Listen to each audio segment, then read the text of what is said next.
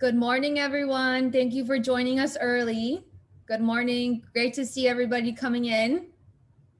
We're going to get started in just a few moments. So if you've made it to the webinar a little bit early, go ahead and introduce yourself in the chat. Let us know your name, your school, and where you teach.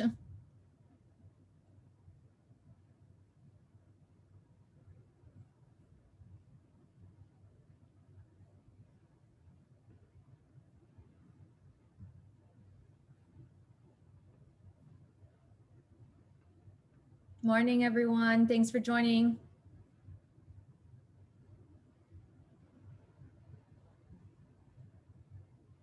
Good morning, Rock Springs. Good morning, Coral Reef. Great to have you. Thanks for joining.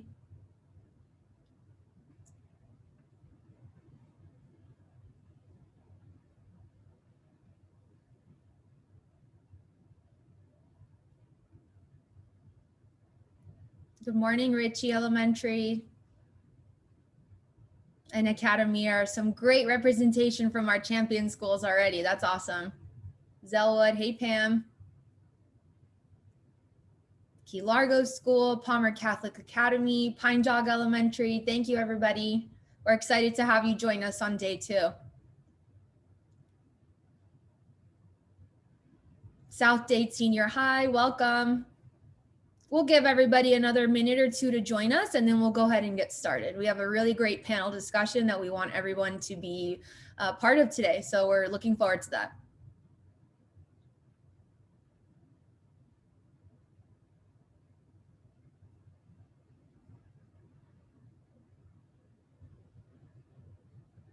Morning, Janine.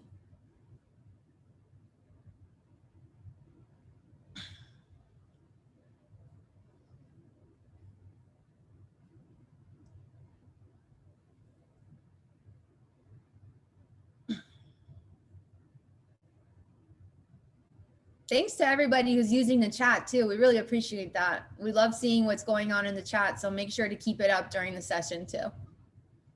Millennial Gardens is here, Richmond Heights, Sunset Park, Key Largo School. Neat, we have some great representation already. Ready to join the conversation.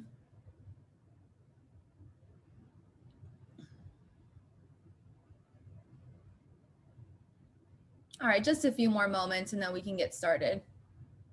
Make sure you're sending your chats to panelists and attendees. In the chat box, you can select from the drop-down menu and select panelists and all attendees if you want everyone to see your chat.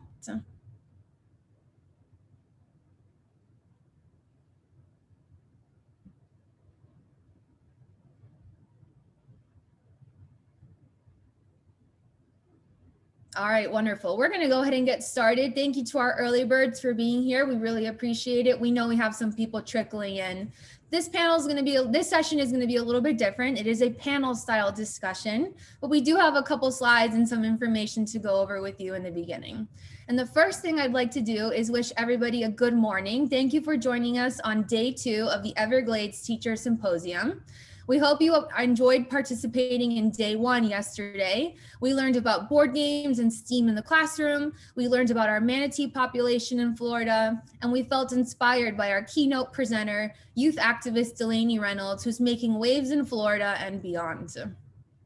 As a reminder, all 4 of yesterday's sessions have been recorded and are already available on the website. This one and all of the other sessions from today will also be recorded and posted on the website soon. In this session, you'll join the conversation about diversity and inclusion in environmental education. In just a few moments, we'll be joined by our amazing panelists who are all incredible educators with both diverse professional and personal backgrounds. So let's go ahead and get started. As you might be familiar with these slides already, if you have anything that you'd like to add to the conversation, please add it in the chat. Make sure you are sending it to all panelists and attendees so that all of us can see it. We'll make time to answer your questions throughout the presentation, especially in this panel discussion. And this session will be really engaging for all of you. So we're really looking forward to getting started. Make sure you're following us on social media and tagging us on all of your posts, sharing your excitement to be part of day 2 of the Everglades Teacher Symposium. On the screen, you have our Facebook, Instagram, and Twitter handles, and make sure to hashtag Everglades Literacy, get your feet wet, and take the first step. My name is Bianca Casuto, and I am the Education Program Manager at the Everglades Foundation. Today, I have the privilege of being the moderator for this session, and I'm really looking forward to asking some really deep and questions that will bring some really great perspective on introducing diversity and inclusion into the classroom. So I'd like to introduce our distinguished panelists today. Our panelists include Charissa Jones, Outdoor and Inclusion Coordinator at Oregon State University Extension Service Outdoor School. I'd also like to introduce Anesti Vega, SCUBA Council Chair of Diversity and Aquatics and Lab Tech at the Underwater Technology Laboratory at Florida Institute of Technology. We're also joined by Dr. Sabrina Sembiante, Associate Professor of TESOL at Bilingual Education at Florida Atlantic University, and Jennifer Diaz, Vice President of Education at the Everglades Foundation. You can find the biography of each of our panelists available on our website if you'd like to learn a little bit more about them. So before we open the floor for discussion, let's go over a little bit about diversity and inclusion, and let's bring up some important talking points that we want our audience to know and understand. We, as a program, appreciate hearing different perspectives and opinions on both diversity and inclusion, both of which are timely and important to our society more than ever. Diversity is defined as the understanding that each individual is unique and recognizing those individual differences. And inclusion is defined as the act of creating environments in which any individual or group can be and feel welcomed, respected, supported, and valued to fully participate. Both of these are incredibly important when it comes to approaching education as a whole. In terms of environmental education, large-scale environmental stewardship goals are only achievable if environmental education programs are relevant to and engage the widest possible audience. I'm sure many of you already agree with that statement. This also includes access to high-quality programs, professional development, and leadership roles for our educators and our students. Let's take a moment to shine a light on Florida specifically. Florida is the 3rd most populous state in the United States. It is also one of the most incredibly diverse states as well, with connections to cultures, traditions, and beliefs from around the world. According to the United States Census Bureau, of the 10 largest school districts in the country, 5 of them are in Florida. Miami-Dade County ranks 4th, Broward County ranks 6th, Hillsborough County ranks 7th, then you have Orange County ranking 9th, and Palm Beach County ranking 10th. So we thought it was really important to bring that information to be part of this conversation, since our audience today is full of educators, many of them representing these different school districts. And before we open up the panelists for discussion, I do want to remind us, everybody here, that water connects us all. So the same way that water connects and defines the Everglades, all of us here in Florida are defined and connected by the Everglades, and the fact that over 42% of the state gets their drinking water from the Everglades directly. So with that background being shared already, I want to thank our panelists for joining us again. It's a privilege to host, and I'm really looking forward to starting our discussion. So I'm going to open up the panel discussion to all of you, actually. This is an open question, so feel free to unmute yourself and dive right in. The first question is, can you share a little bit more about how you got into education? And everyone has a different meaning as to what diversity and inclusion means. So can you tell us a little bit about what it means to you from either your professional or personal experience? The floor is open. All right, I'm going to call on Charissa. Okay, I was about to. We're on the same page there. Awesome. Well, thank you for having me. And I just want to start us off this morning by acknowledging that the lands that we are collectively and virtually on today are the traditional and unceded territories of Indigenous nations. And as a part of what I do for Outdoor School is we like to model acknowledging that all education, particularly outdoor and education and environmental education, happens on Indigenous homelands. And we need to be cognizant and intentional about how we connect to Indigenous nations and create partnerships or strengthen the partnerships that we already have. So I just wanted to start off by saying that. And as to how I got into education, I kind of fell into it. So I am a Black immigrant. I don't sound like it because I don't have an accent anymore, but I am from the only Dutch speaking country in South America. And moving from the Amazon region of South America to Canyon, Texas, when we first moved to the United States, nature was my safety place. So I liked being in nature spaces, and that was always what connected me and grounded me and kept me um, feeling comfortable in all of the new different places that we moved to. And when I was younger, I knew that I wanted to be an ecologist because I liked nature. I was a really shy kid. I didn't like talking to people. I wanted to work on sea turtles. So I really love leatherback sea turtles. I wanted to be able to get my degree and then go back to South America and be off in the wild somewhere where I didn't have to deal with people. Thankfully, I had several teachers. I had a third grade teacher, Mrs. Weiner. I'm a fifth grade teacher, Mr. Kulakowski, and then my undergraduate advisor, who were all really, they nourished me and supported me in interacting with the environment, but we're also like, if you don't interact with people, then how are you going to maintain the environment? People, the general public helps with all the policies and who gets money. So you need to be able to understand and how to talk to people, which to me, I was like, no, I just want to I just want to be with sea turtles and be happy. So when I was when I was doing my undergraduate degree at New College of Florida in Sarasota, Florida, my advisor was Dr. Meg Lauman. And in her class, you couldn't get an A or a B without doing some kind of outreach component. So I started by reaching out to Boys and Girls Clubs.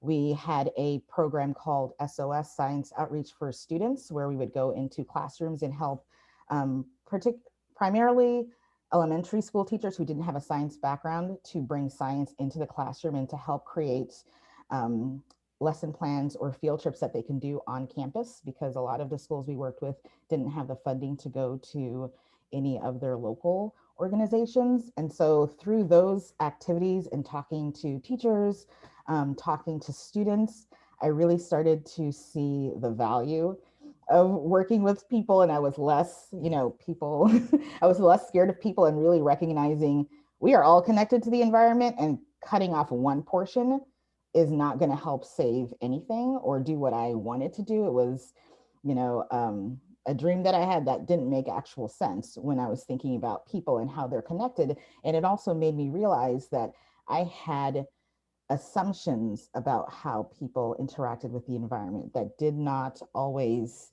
pan out when I started to talk to communities and what their definition of the environment was versus mine and how they interacted. And a lot of the times, the interactions that I was talking about were recreation when they were using the environment as a way to like sustain themselves, their livelihoods, and their culture. And leaving that out was completely separating them from the whole conversation. And so that was really important to me. And I really appreciate, Bianca, the definition that you gave around diversity, equity, inclusion. As I've been doing this for over 15 years now, one thing that I've recognized is those definitions are not stagnant. Like they change with every new experience or opportunity that I have. Every time that I learn more about different communities, when I learn more about myself, those definitions change. So when I first started, diversity to me was like everything that makes us unique and different, which is great. But that also, like, part of me now where I'm at is that's a fact. Diversity is a fact. Right. It is. And diversity happens within groups. So I'm sure some of you are familiar with saying, we're looking for a diverse person. It's something that I used to say, people aren't diverse outside of a group. Like if you're looking at a group, what are the social identity aspects that you're interested in? And I know that we code diversity to mean race, ethnicity, or gender usually, but also citizen status, family, what kind of family do you have, education status, all of those things are important as well. And so now I look at diversity as the differences between us, where we either experience systemic advantages or where we experience systemic barriers to opportunities. And so how can I leverage that information to make a space more inclusive, meaning you can show up without having to hide certain identities because you feel like they won't be welcome. So how am I working towards creating a culture of belonging in any of the programming that I do, or how I conduct myself, so that you don't feel like you have to hide parts of yourself when you're engaging with me or my programming. And that's kind of like where I am right now in my learning and my career. Well, thank you. I mean, we have so much to break down in your answer alone. So I'm going to definitely come back and touch on so many of the topics that you just included. But I'd like for Anesti, for you to answer the same question. So tell us a little bit about how you got into education and what diversity and inclusion looks like for you. Yeah, thank you. At first, I want to appreciate Charissa for acknowledging the work we do on indigenous lands, and specifically here in Florida on Seminole and Miccosukee lands historically, being the unconquered ones. They are one of the only tribes that don't have a treaty with the United States government. So these are sovereign unceded lands of the Seminole and Miccosukee. So it's great to acknowledge that, and I appreciate Charissa again for bringing that up. I fell into it much like her as well, by accident, really. After I got out of the Army, I was suffering from unchecked, undiagnosed PTSD, like many soldiers, many veterans, and I thought my next adrenaline-filled adventure was going to be scuba diving with sharks. And so I walk into a scuba shop and I'm like, I want to go diving with sharks, and they're like, calm down, there's a few steps here that we have to take in the meantime. And so I became a scuba diver, and that changed my life in a lot of ways. I talk a lot about that, but I just loved scuba diving and did lots more of it. Became heavily involved in citizen science and started leading some expeditions and started kind of teaching in some ways on a citizen science level. And then I saw a demand through my connection with indigenous nations and tribes in California, where I was living at the time, to become an instructor and be able to teach and certify indigenous land stewards, groups of youth and transitional age youth, anywhere from 16 to 22, 23, who are going through formal training through their tribal councils in environmental education, and wanted to really branch out into coastline management and marine education as well. And there was a demand there for scuba diving certification and scientific diving certification. So I stepped into that realm and started teaching scuba that in a way that really had a heavy indigenous focused stewardship component to it. And by the time I relocated back to Florida, I started teaching scientific diving and recreational scuba diving as well, and just became heavily involved in oceanography and marine science from there. And so it's it's one of those things where even for regular scuba divers, I've been hard pressed to find somebody who has been able to see the dynamics underwater, both the beauty of the underwater world as well as the impacts, the direct impacts of human fueled climate change, everything from marine debris to coral bleaching that we are capable of seeing underwater as scuba divers, that provide a unique perspective for us to be ambassadors for the ocean and for the water. And so that's what's really been driving me as a marine science educator. For diversity and inclusion, I echo a lot of what Charissa has said as well. It's a dynamic definition of those two words, and for the uninformed, like I was for some time, it started out kind of thinking it was one and the same, like, oh yeah, diversity and inclusion. If you have diversity, then inclusion is just by default. And I found in a lot of instances that's not always the case. And for instance, I won't mention names, but certain universities that boast a high amount of international students, for instance, can really help increase the diversity, and the demographics diversity of that university, that school. But if you're not having inclusive programs that make them feel welcome, as you said in that definition of inclusion, then what's really the point? And so you see this dynamic where international students are coming in and the school's raking in that money, but then they're left out to dry. They're not supported, they don't feel welcomed, and often either drop out or just kind of slide under the radar without being highlighted for a lot of the great, amazing work that they're doing. And so, it goes hand in hand. Once you have diversity, the next step, I think, is inclusion. Like, all right, how do we make sure that everybody has an equal voice at the table? Equity is one of those other, hot buzzwords that's going around too, around ensuring everybody has an equal voice, and that voice is heard and understood and valued just as much as any other. Because without that, you're just tokenizing, honestly, and that's not a good look, and it's not hopefully what anybody's intention is either. So, it's more than just having, a couple of brown and black people at the table, and it's even more than gender and race, like what Charissa said as well. We're looking at a lot of different historically marginalized communities, LGBTQ communities, a lot of other underserved communities like military veterans, and then also the intersectionality with between people of disability and people of color with disabilities, people of color who are veterans, and the like. And so there's a lot of intersectionality there, a lot of overlap that needs to be understood, very nuanced kind of intersections as well that you have to understand. So yeah, it's more than just diversity, it's equity and inclusion that really need to go along with that if we're going to have an equal foot at the table. I'm sure many of the teachers watching now can relate to both of your statements on, being part of this system that works with students, right? And often feeling like you could use more support on how to help individual students, right, feel like they are part of the conversation, or maybe just working with your entire class to make sure that your students understand that they're in this together, and while they are all different, they can collaborate to have the same goals, right? And in our case, when we promote our program, that goal is making sure that Everglades education is equal and available to all of our students in the state of Florida. So great points that you've already brought up. I definitely want to make sure that Dr. Sembiante can give us a little bit more about her background too. So I'm taking notes, and I'll be back to many of the points that you've already shared. Sure, thanks, Bianca. And thank you so much for having me today. So my entrance into the field of education stemmed from my experiences when I immigrated to the United States. So I'm originally from South Africa. I immigrated when I was 14. And I thought at that age, you know what, I'm privileged enough to speak the language of the country that I'm moving to, and therefore there should be an easy transition, no problem.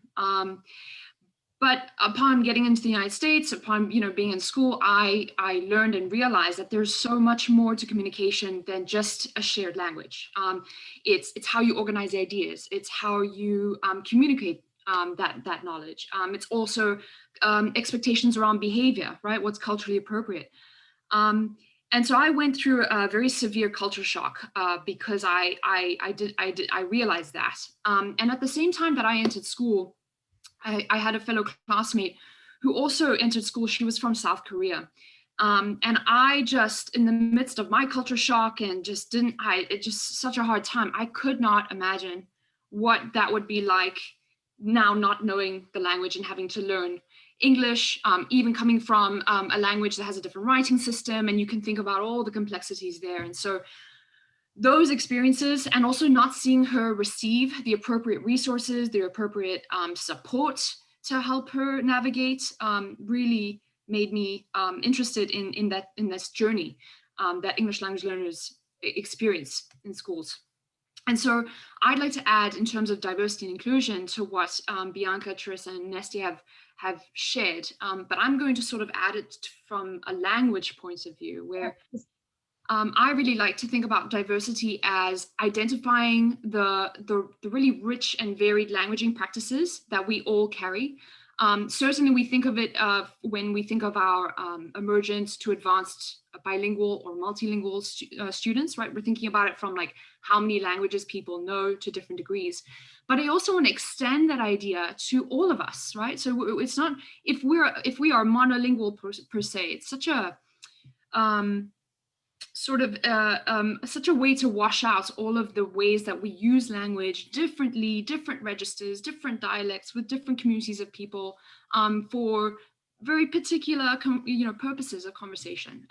And so it's just opening up our eyes to acknowledging the way that we're so dynamic as human beings in using language and varying it for different purposes. And then the inclusion part of that, and I like to think of inclusion as tied to our teaching practices, is that with that acknowledgement of all of the diverse ways, rich ways that we use language, how can we embed those in our instructional practices? How can we make our classroom responsive, reflective of the that rich knowledge that students bring with them, right? How can we integrate it, knowing that we all use language to make meaning, right? To learn. That's our basis. That's our basis for everyone. And so how can we be responsive that way as teachers?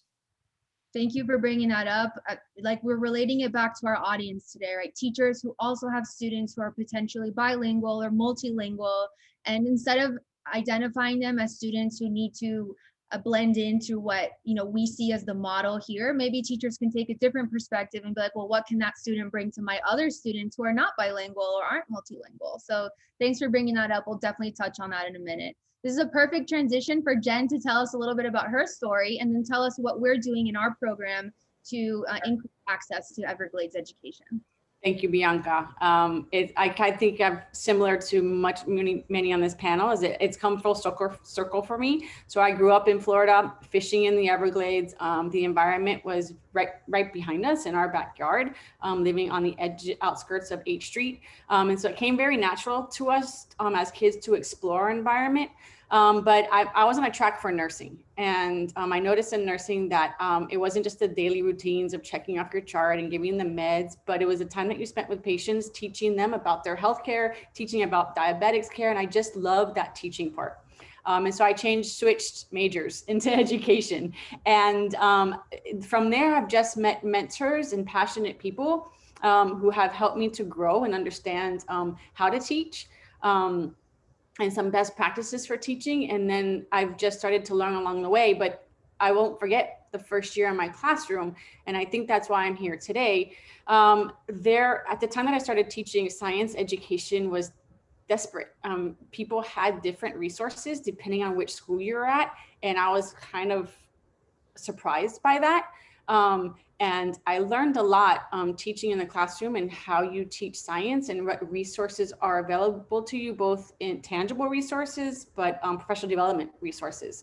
I then moved to the school district and I supported many schools within the district. And even further, were those resources desperate? They were very different from school to school, depending on where your school was located. Teaching was very different in schools, depending on where you were located in science, and the resources were just not available in some of our schools. And sometimes science education was a privilege. I didn't feel good to me. It felt wrong. It felt like I needed to do something about it. And so this path has led me to many projects with different universities that promote science among English language learners. And so it happened for me, like Dr. Sembiante is where it was language. And so we did a lot of work in schools where they had populations. We had to translate to Spanish and Haitian Creole. And that work was just incredibly meaningful to me because you walk into a classroom, a science classroom, and you didn't see any lab materials. You didn't see these hands-on exciting approaches in some of my schools that we got to convert. And we got to teach students in their home language and help develop their English language skills through science. And so that was really rewarding. And then for the Everglades Foundation, we get to kind of do the same thing, right? Minimize those barriers to education to make sure that we are reaching all students, all teachers throughout our state. And I'm hoping that some of the framework pieces we have in place, like free and available, the work that we do to reach out to communities and help schools, one-on-one support helps us to reach very diverse populations in our program. Thank you, Jen. Thanks for sharing that. And I think that's a perfect segue to the next question, which many of you have already touched on from both your personal and professional experiences. And that is, as educators, how can we work to better connect and engage with communities and families and students that are typically or historically marginalized? How can we get them to reconnect? And Sharzi, I'd like you to answer this because in your bio alone, you have the word reconnect, but the RE part is in parentheses. So tell us a little bit more about what that means. So there is an assumption that there are communities that don't already engage in the environment or outdoors or natural resource education. And I am like, and I will say it, I definitely held that assumption because I had the privilege of always being engaging in the environment, as I said, because that was like my safe space. So I was always there. But the assumption is that we have to get people to show up to what we believe outdoor engagement looks like or environmental engagement looks like, and not recognizing that so many communities already engage with the environment and the outdoors and natural resources. They just are doing it in ways that we have not included within the definition.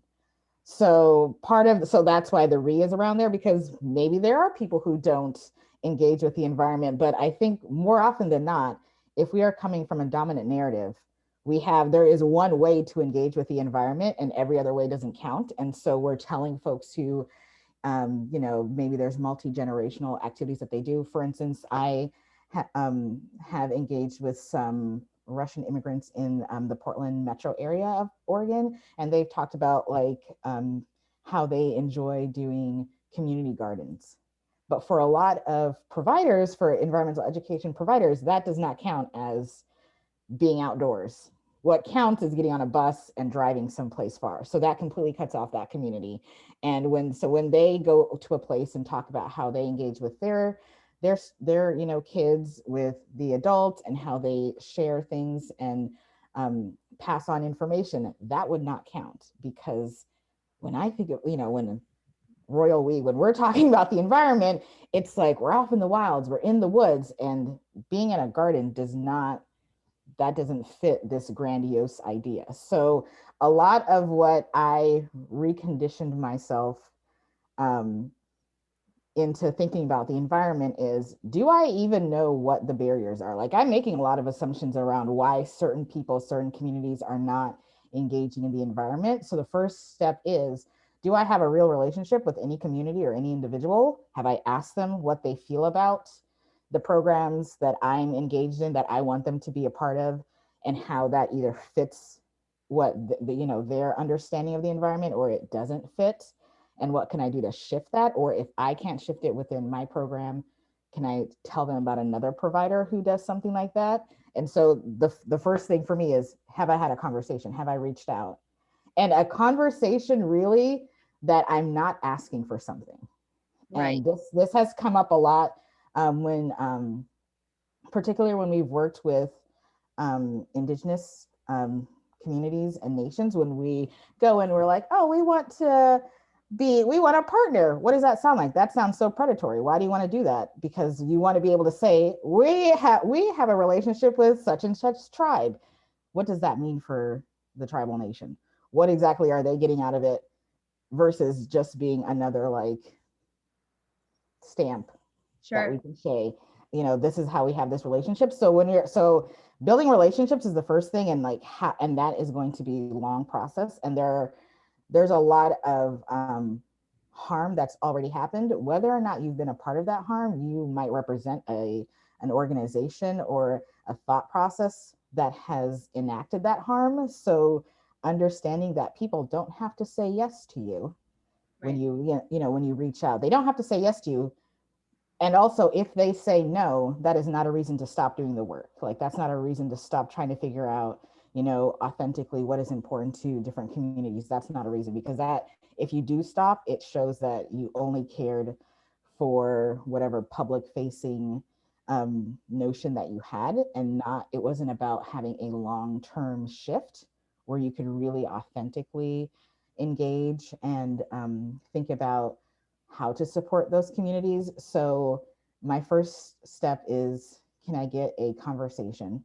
And some of those conversations are difficult. So like, I've been in some very difficult conversations where people have said, I don't want to, they preface it by saying, it's not personal, but I don't want to work with you because this is what your organization has done.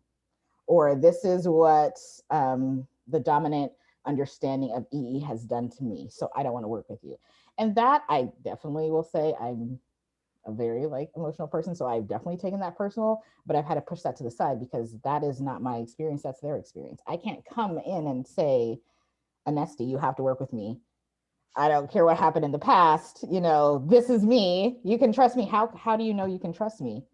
Because I'm a, you know, because I'm Black, I'm a person of color. That doesn't mean anything. Like horizontal harm, having, you know, being someone who has multiple marginalized identities within the United States does not mean I cannot further cause harm to somebody else. Like it's not a get out of jail free card for me to say, because I'm Black, because I'm a woman, because I'm an immigrant, you can trust me and I will not harm you if you join me in this, you know, venture. That's not a get out of free jail card. Like I have to foster a real relationship and be okay with the timeline that the community is comfortable with, which doesn't always, you know, part of that is it doesn't always go along with grants, like we were saying earlier, the granting agencies and funders because of timelines.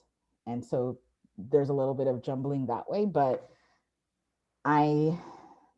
because we're working for, and I'm working for like getting these authentic relationships, it's important to me, even if it means it's a long process.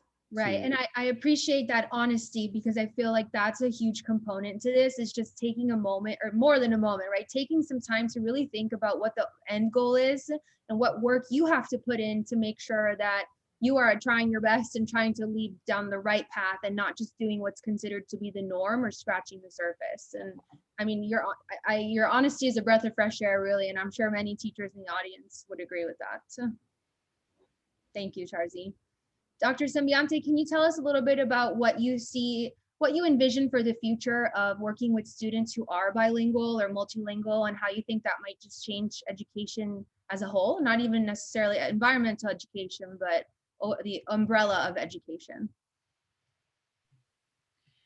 Yeah, so I think actually it would be connected to a lot of what Charissa has shared with us. So she talks about developing a relationship, right? Not making assumptions, and doing the work of discovering, of exploring and learning from our communities. And it would be very much the same idea, in that we want to know, we don't want to make any assumptions. We want to know our students' experiences in all avenues of life. And let's, you know, for environmental education, thinking about or inviting them to share the ways that they've connected with the environment in their different communities, places that they've lived, if they've lived other places, inviting them to use different modes to share that with us, right? So that we're not so focused on or prioritizing language all the time, but for example, asking them to take photos and create a project that shows all of their different living spaces, right? That they are in, and also inviting their members of the family to come in and share stories. So a lot of that is about voice, right? So giving a platform, giving a space where students feel like they have a voice, that they are represented, or at least that they feel like they bring meaning, that they're that they are acknowledged. And so creating those spaces where you can give them a place to share, and that they then feel acknowledged and legitimized. Absolutely. I think you said it best. You give them a voice and you make them feel comfortable to share their experience, whether it's different or similar to their fellow students or teachers. So. Yeah. And then as teachers, that's the beginning point, right? That should inform our practice. And so it's twofold. It's helping them feel represented in the classroom, but it's also the basis of then what you do as teachers in your practice. So Dr. Sembiante talks about a voice. Anesti, tell us a little bit about a space, because you work particularly in the water. So tell us a little bit about how that can connect people that are maybe from different backgrounds or have been marginalized historically.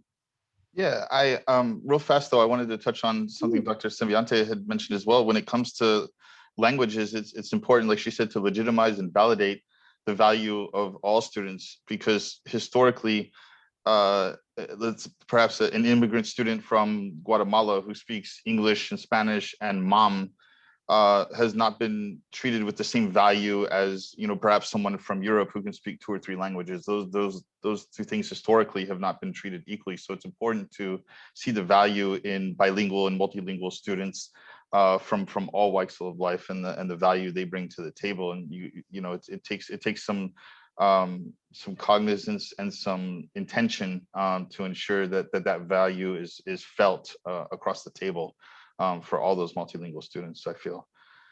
When it comes to a space, you know, especially as you brought it up, for me as a scuba instructor and someone who works in marine science, it's an interesting world, because I've worked with students like down in the Miami-Dade area who live 3 miles from the beach, who have never been to the beach before. You take them out to the beach and like, you know, they don't know the name of the ocean that they're seeing. And it's, you know, it's a sad state of affairs sometimes, because a lot of access to space is a privilege. It's very privileged, and it goes to a little bit about what Charissa was saying around the dominant narrative of not only who gets to enjoy the privilege of going to state and national parks and beaches and parks and you know, around the country and around the state, but also the privilege of getting to know and understand and study science. And so those two things, you know, the environment and the science of the environment, ecology, marine sciences, whatever the case may be,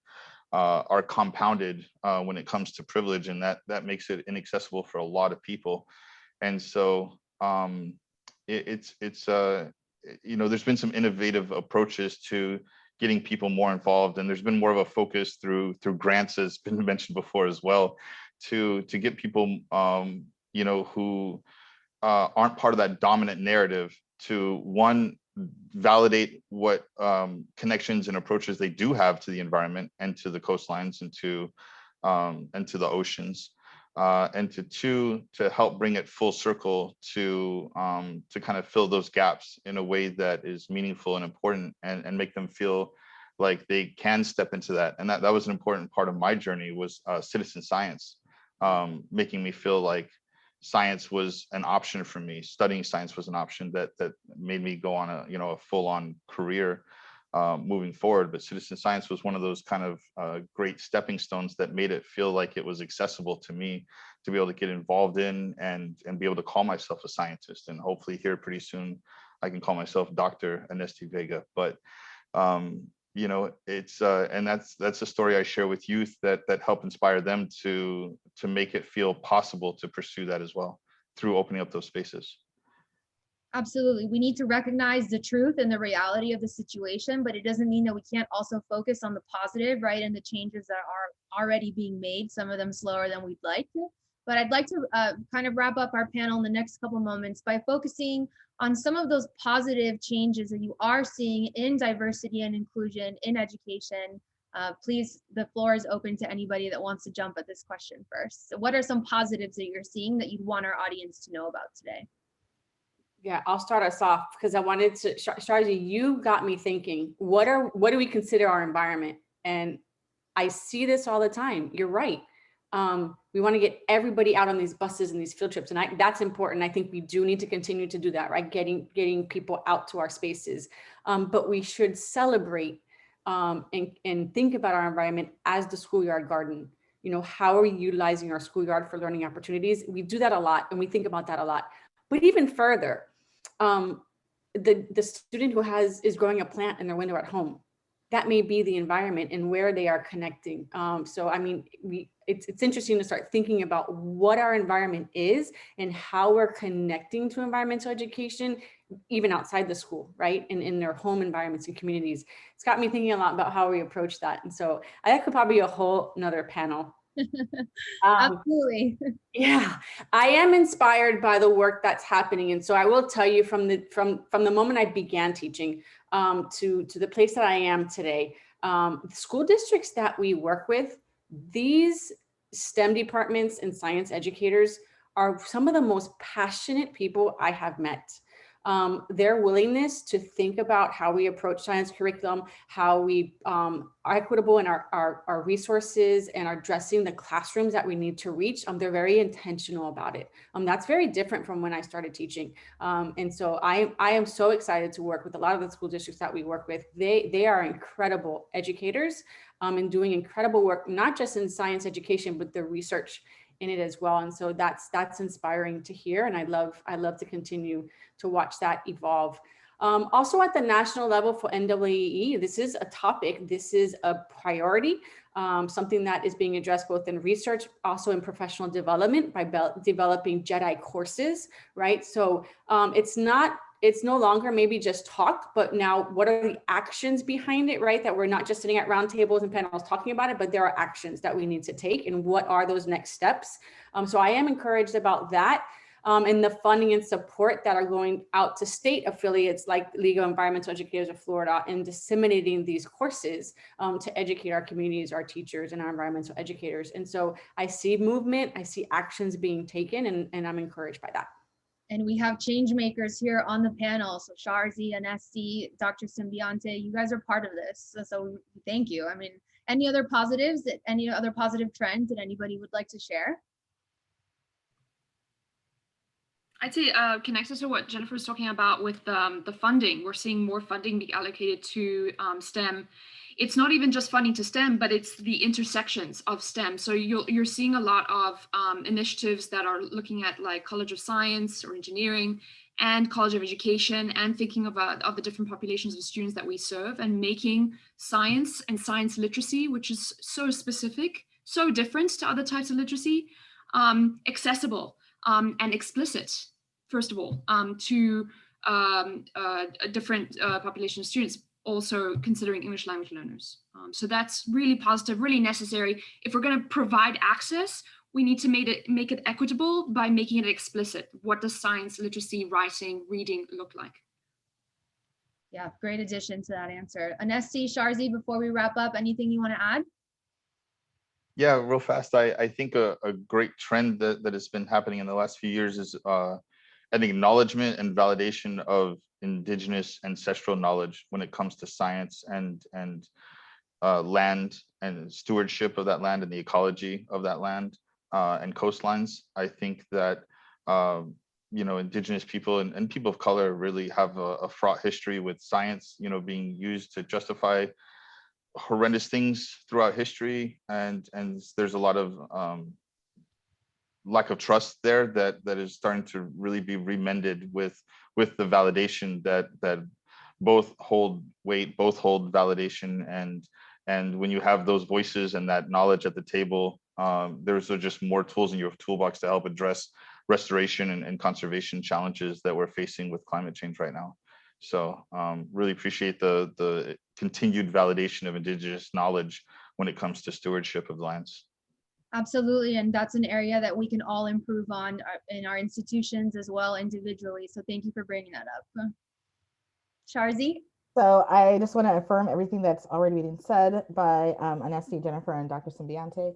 And I would say the two things that I've really enjoyed seeing are people are breaking down this table. Instead of inviting people to a table, they're breaking it down and saying, what works for you? So I've seen a lot more youth enter the conversation, where adults are asking youth, what actually is important to you when we're talking about this, which I think is really great. And then in this last summer, when NAAE came out with their EE guidance for outdoor learning, which was great, and it also really fueled a conversation around accessibility and what it means to invite people with disabilities into the environment, when the environmental landscape, how we talk about it, has never been accessible to this particular community. And then instead of running away, which I feel like in the past we will run away from a conversation, there have been some really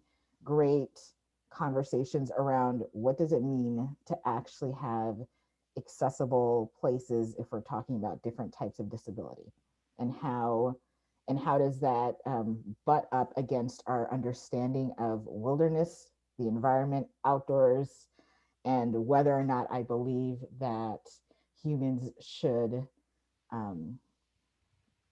change the landscape, even though humans have been impacting the landscape forever, but we, like, within this understanding of wilderness, we apparently haven't. So I really enjoyed how that's come to the forefront, and I really hope that it stays. It seems like there's a lot of organizations that have taken that on to really see when they're talking about the environment for all, Right. are they talking about all? Right. We need to track that progress. It's not just about saying it, but actually making it happen. So I thank you all for your perspectives. I wish we had more time. I definitely want to check in with everyone in the next coming weeks to see if maybe we can continue this conversation. And I'd really like to thank you all for being part of this panel, because it's the first time that our program has talked about these important topics on such a public and large scale with teachers as part of the audience. So thank you so much for being honest and candid and really giving us a lot to think about and to sit on and to bring back to the classroom to see how we can individually make changes that can help better support every single student and not the students that just fit into certain boxes. So I would love to continue this conversation. In the chat, we're going to drop some resources that we think might be useful for teachers to bring back. And for my teachers, I want you to know that the contact information for all of our panelists will be available on our website. So if you'd like to reach out to them to explore a little bit further or dive a little bit deeper, then you are encouraged to do that. So thank you all so much for spending your morning with us, and I hope to continue this conversation really soon. Thank you, Bianca. Thank you so much. Thank you. Thank you. So just to wrap us up, we will have all of these resources available on the website. You will receive an email with more information about your PD points and your certificate of completion. And of course, we do have our giveaway winner for this session.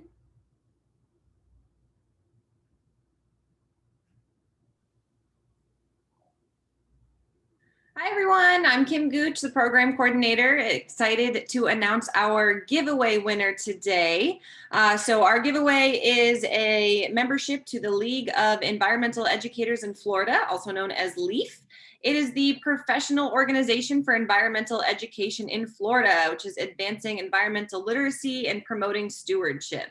So they're an independent, volunteer-run nonprofit and the state affiliate to the North American Association of Environmental Educators. So my winner today is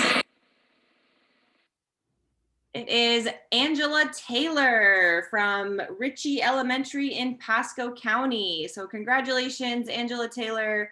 We will reach out to you regarding this awesome giveaway, this awesome membership. We're super excited for that partnership. And speaking of youth adult partnerships and kind of those next steps to create sustainable civic change, join us for session 6, the value of youth adult partnerships to create sustainable civic change at 10 a.m. So in about 9 minutes, and discover what happens when youth and adults work together towards a common goal.